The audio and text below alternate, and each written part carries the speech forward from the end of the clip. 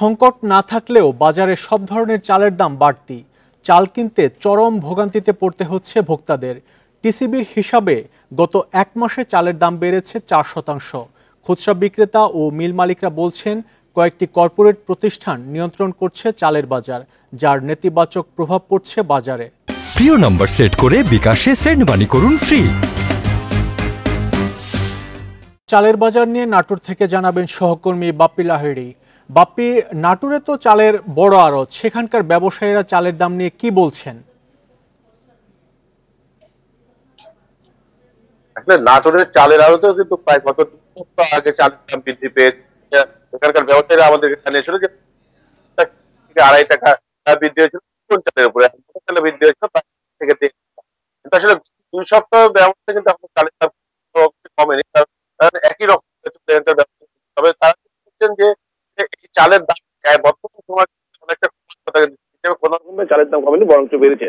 আসলে এই চালের দাম বাড়ার কারণে তারা কিন্তু আসলে এখানকার আড়তদার যারা রয়েছে তারা কিন্তু আসলে মিল মালিকদেরকে দোষারোপ করছেন যে আসলে মিল মালিকেরা চাল মজুত করে রাখার কারণে কিন্তু আসলে চালের দামটা বৃদ্ধি পেয়েছে। যেহেতু এই মিল মালিকদের কাছ থেকে চাল এই আড়ত পর্যায়ে আসে, আড়তে আসার পর এখান থেকে আসলে খুচরা পর্যায়ে চলে যায়, যার কারণে আড়তে যদি প্রতি কেজি চালে 2 থেকে 2.5 টাকা বৃদ্ধি হয়, সেক্ষেত্রে কিন্তু আসলে খুচরা বাজারে গিয়ে কিন্তু সেই চালটা আসলে 3 থেকে 4 টাকা বেশিতে বিক্রি করা হয়। যখন যে এইভাবে হাত বদলের পর চালের দামটা বৃদ্ধি হয়, সাধারণ ক্রেতাদের কাছে গিয়ে তারা আসলে অনেকটাই মানে তাদের চাল কিনতে না বিশ্বাস উঠে যাচ্ছে, এরকম অভিযোগ কিন্তু তারা আমাদের কাছে করছে। আসলে গত 15 দিন আগে যে চাল তারা কিনেছেন, একটা 50 কেজি বস্তা দেখা যাচ্ছে যে 3200 টাকা দিয়ে সেই চালটা কিন্তু আসলে কিনতে হচ্ছে 15 দিনের পরে কিন্তু আসলে সেটা প্রায় 3400 বা 3450 টাকা। সব মিলিয়ে আসলে চালের দামের কিন্তু এই যে একটা মানে জেলা প্রশাসনের পক্ষ থেকে বা বাজার মনিটরিং এর পক্ষ থেকে কোনো পদক্ষেপ নেওয়া হতো, কেন চালের দামে এভাবে অস্থিতিশীল পরিবেশ চলেছে, চালের দামটা এখন আসলে কমানো প্রয়োজন আছে, কারণ ধানের দামের সাথে কিন্তু আসলে চালের দামের যে তারতম্য রয়েছে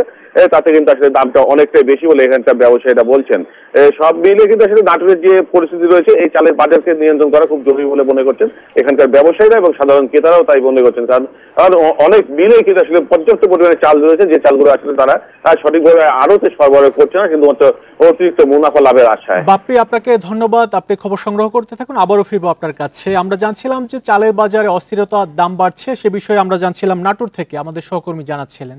আমরা এখন মাছের বাজারের পরিস্থিতি জানবো। মাছের বাজার নিয়ে বিস্তারিত জানাতে বগুড়া থেকে যোগ দিচ্ছেন সহকর্মী জোসেফ হোসেন। জোসেফ, মাছের বাজারে কি অবস্থা? আমরা জানি যে এই কারফিউর মধ্যে কাঁচা বাজার থেকে শুরু করে চালের দামও বাড়ছে। এখন মাছের বাজারে কি পরিস্থিতি দেখছেন? দাম বাড়ছে কিনা গত সপ্তাহের তুলনায়? আজকের চিত্র যদি জানান।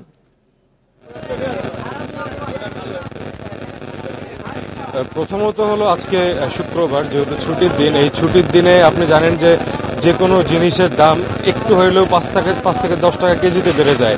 ঠিক সেই রকম আমি আজকের বাজারে সব ফতেলি বাজারে রয়েছে। ফতেলি বাজারে আসলে মাছের যে বাজার রয়েছে, মাছের বাজারে গেল সপ্তাহের তুলনায় গেল সপ্তাহে কিন্তু মাছের বাজার বেশ ঊর্ধ্বমুখী ছিল।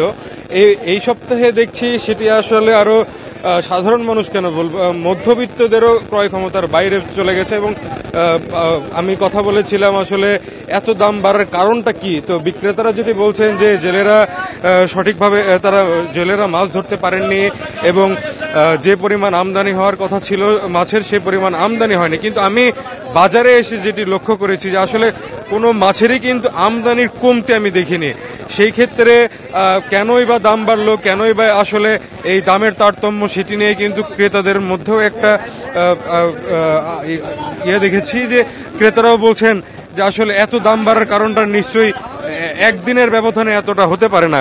তো আমরা একটু যদি দামের বিষয়টি জানাতে চাই, যে রুই মাছের যে দামটি রয়েছে, সেই রুই মাছ গেল সপ্তাহে যেটি ছিল 280 থেকে 300 টাকা, সেটি আজকের বাজারে 320 থেকে 340 টাকা পর্যন্ত বিক্রি হয়েছে। এছাড়া অন্যান্য যে মাছগুলো রয়েছে, আপনাকে যদি ইলিশের দামটি বলে রাখি, সেই ইলিশের বাজার কিন্তু আজকে 2000 টাকা কেজিতে বিক্রি হচ্ছে।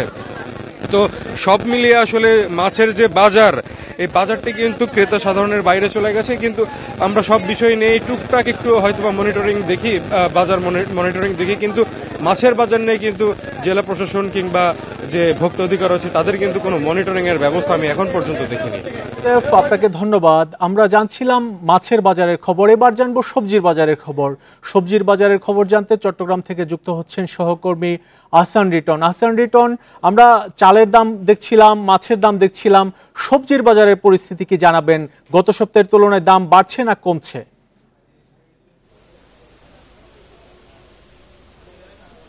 দেখুন, আমরা আসলে দেখছি যে চট্টগ্রামের সবজির দাম এটি আসলে আপনি জানেন যে কয়েকদিনের যে কারফিউ সেই কারণে সবজির সরবরাহ কম, এবং পাশাপাশি হচ্ছে গত 2 দিন ধরে আসলে প্রচণ্ড রকম বৃষ্টি পড়ছে, এবং সেই বৃষ্টির কারণে আমরা দেখছি বাজারে সবজি সরবরাহ অনেকটাই কমেছে। ফলত প্রত্যেক সবজির দাম আসলে 5 থেকে 10 টাকা, ক্ষেত্র বিশেষে 20 টাকাও বেড়েছে। আমরা আসলে এখানে যারা ব্যাপারী রয়েছেন তাদের সঙ্গে কথা বলেছি, বিক্রেতা রয়েছেন তাদের সাথে কথা বলেছি।